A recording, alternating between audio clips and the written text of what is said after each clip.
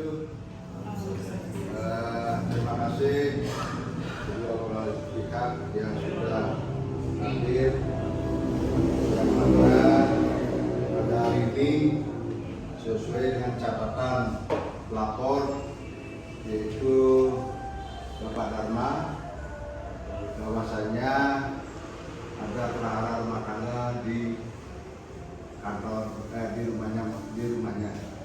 Nah, terkait dengan hal itu, sehingga berdasarkan catatan kami di desa, kebetulan dicatat sama sekretaris kami di desa, sehingga dalam hal ini kami memanggil sesuai dengan surat panggilan. Adapun yang kami baca sesuai dengan laporan Pak Dharma, itu ada ketidakcocokan, ketidakharmonisan karena COVID. Dalam hal ini para pihak kami menanyakan sudah siap untuk dimediasi? Sudah siap? Sudah. Yang pertama sudah tentu Pak Dharma sudah menjelaskan terkait dengan apa yang menjadi laporan.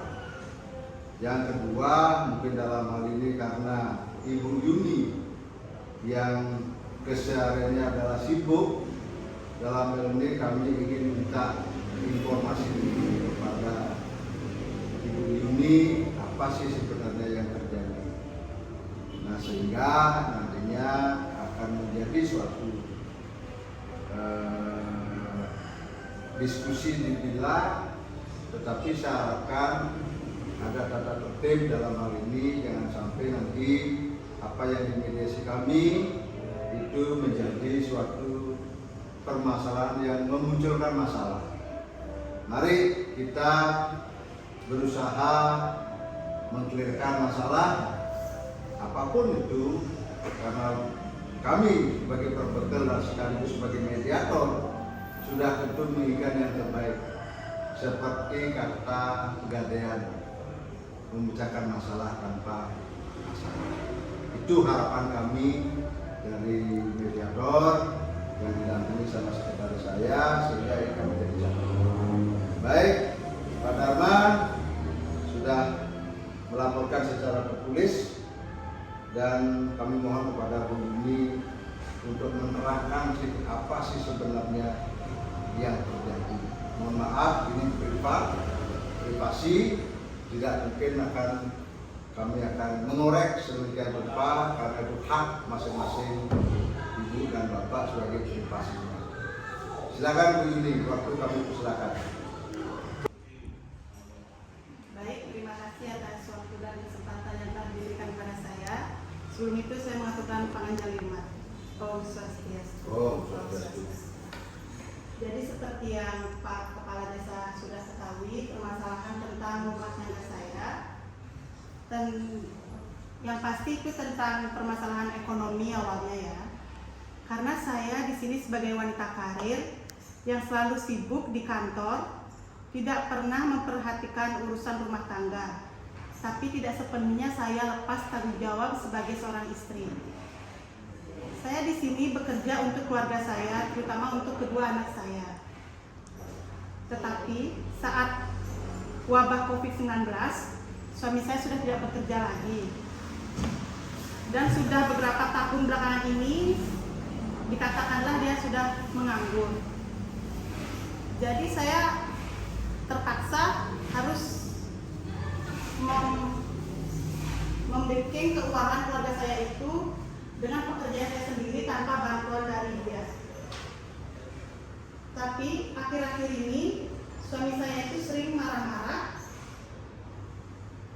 sering cemburu terhadap saya dengan kegiatan saya di kantor, terutama dengan teman-teman saya, dan itu menyebabkan saya tidak bisa menyelesaikan permasalahan ini dengan kedua belah pihak.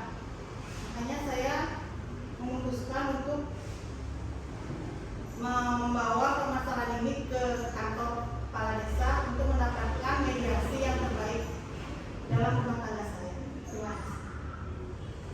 Terima kasih waktu mediasinya kepala desa dengan penyampaian istri saya itu benar, tapi tidak adil bagi saya karena waktu yang dulu sebelum COVID saya bekerja, rumah tangga saya ini baik-baik saja. Ketika setelah COVID saya tidak bekerja, istri saya sedikit mencurigakan karena di tempat yang bekerja kadang waktu pulangnya dia agak mencurigakan, tidak sesuai jam pulang kerja. Dengan nah sekarang aja hubungi telepon mungkin itu sudah keluar dari jam kerja masih menggunakan telepon. Itulah contoh bagi saya sedikit cemburu dan cekcok di rumah tangga. Dan sekarang ini anak kedua saya tidak pernah dihiraukan, hanya kepentingannya dia sendiri saja. Memang sih sekarang dia bekerja, saat ini saya tidak bekerja. Tolong untuk penangannya Pak. Mohon dulu HP-nya ya, HP-nya Ibu tidak ada HP. Mohon dulu. Nah itu Mbak Yuni, Bu Yuni, di mana ini terkait dengan si suami. Nah, saya tidak menjas lah. Tetapi saya ingin introspeksi diri masing-masing. Masalah kecurigaan atau masalah ekonomi, marilah kalau bisa selesaikan secara introspeksi diri masing-masing. Jangan sampai masalah-masalah yang kecil itu dibesarkan, artinya ini harus komunikasi.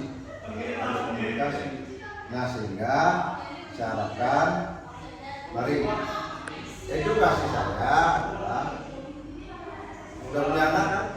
Sudah punya dua. Sudah punya anak kan? Nah kalau sudah punya anak, ingat anak, jangan sampai keegoan bapak dan ibu akan menjadi trauma bagi anak-anak. Ingat, tetapi baik karena ini awal, saya di sini ada SOP. Walaupun sebagai mediator saya ada SOP. Artinya saya berikan waktu bapak dan ibu untuk berpikir sebulan. Mari sama-sama introspeksi diri, hilangkan rasa ego, komunikasi. Bagaimana enaknya dulu berpacaran? Pasti dalam keluarga itu ada permasalahan, pasti ada permasalahan. Tetapi ingat enak-enaknya. Kalau ada itu rampang rempeng, yaitu urusan hal yang kecil tapi jangan dibesarkan. Intinya saling introspeksi diri. Kan begitu Bu ya. Ini ada waktunya, tidak saya panggil seketika itu selesai, tetapi saya berikan waktu sebulan untuk sama-sama introspeksi diri.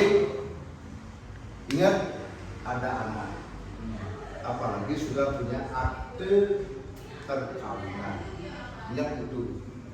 Mari selesaikan dengan baik-baik. Seperti saya bilang tadi, Bapak bilang tadi, menyelesaikan masalah tanpa masalah. Ya, kalau Bapak mendengar di perdebatan sudah membaca dari kronologis ada miskomunikasi, ada tidak ketransparanan, kemungkinan juga ada tidak kejujuran. Tetapi saya kembalikan kepada Bapak dan Ibu untuk saling introspeksi dulu dalam sebulan. Itu ya sebenarnya ya. Ya, baik. Baik Pak, saya minta maaf karena memotong pembicaraan Bapak. Tapi itu waktu saya diantarkan sama rekan saya, itu teman saya waktu saya pulang dari kantor, bukan orang lain ataupun bukan orang ketiga. Dan tadi terusan itu diantar. Sekarang bawa motor, besok bawa mobil. Siapa itu orangnya? Ya karena kan kegiatan di kantor nggak tahu. Kok Sekarang ada rapat, ada penting kunjungan. temanmu yang antar pulang daripada nelpon saya jemput untuk gimana gitu. Baik. Saya kan saya. Baik, gini aja. Saya memberikan kesempatan seperti saya tadi introspeksi diri. Mungkin dari Pak Dharma silakan dicek, dikomunikasikan. Dari Bu Duni juga disampaikan apakah itu benar ada sesuatu, karena dalam hal bekerja kita juga tidak tahu, karena menuduh tanpa bukti juga kita salah. Mari kita sama-sama introspeksi diri, jangan sampai anak menjadi psikologis terhadap ego atau ke pertengkaran bapak dan ibu. Oke, itu aja ya. Baik, saya akhiri daripada mediasi ini karena tidak bisa dilakukan sekali. Mungkin cari waktu lagi, mohon dicatat Ibu Sekretaris, sehingga nantinya ini akan menjadi panggilan. Kapan pun saya panggil, itu artinya saya waktu berikan sebulan. Kalau sudah klik, sudah sama-sama bisa introspeksi dan saling memaafkan. Kalau salah, ya tetap harus gini, gentle, minta maaf. Pak Dharma juga salah, harus gentle minta maaf. Mungkin karena tidak ada kegiatan sehingga Pak Dharma menjadi emosi. Mbak ini juga Ibu ini karena suatu kegiatan sibuk sehingga lupa mungkin menelpon rumah atau gimana. Jadi ya, jangan sampai miss komunikasi. Oke, setuju ya? Baik, saya waktu berikan sebulan. Baik, mediasi kali ini saya tutup dengan formalisasi.